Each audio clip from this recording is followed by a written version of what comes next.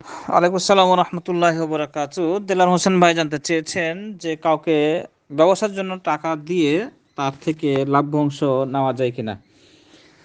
জি, কয়েকটা শর্তে আপনি ব্যবসার জন্য টাকা দিতে পারেন।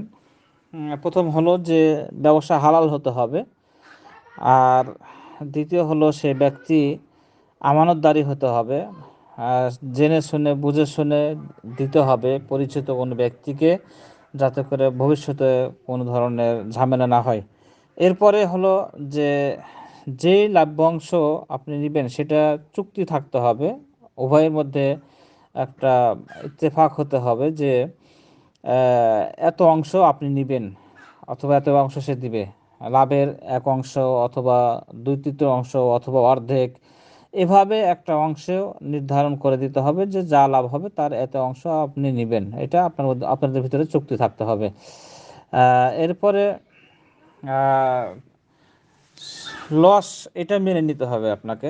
লসের ক্ষেত্রে লাভ, ব্যবসা হালাল ব্যবসা লাভ হতে পারে, লসও হতে পারে। এমন একটা ব্যবসা যে ধরেন কোনো সময়তে সেল বেশি হবে, কোনো সময় কম হবে, কোনো সময় লাভ বেশি হবে, কোনো সময় হবে কম হবে, কোনো সময় হবেই না। তো সেই ক্ষেত্রে আপনাদের যে মাসিকে যে কথাটা বলছেন যে মাসে মাসে হিসাব হবে, ঠিক আছে, তো মাসে কোনো মাসে তো আপনার লসও হতে পারে, সেটাও মেনে নিতে হবে।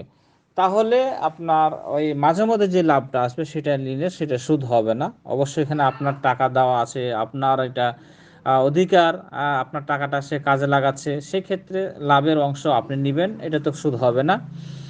এই শর্তে সুদ হবে না। কিন্তু যদি আপনি টাকা দিয়ে দিয়েছেন আর আপনাকে মাসে মাসে সে লাভ দিবেই যেভাবেই হোক, মানে তার ব্যবসা সে কী করছে না করছে সেটা দেখার বিষয় নয়, না দেখে আপনাকে লাভ দিবেই, এই শর্ত, এটা সুদ।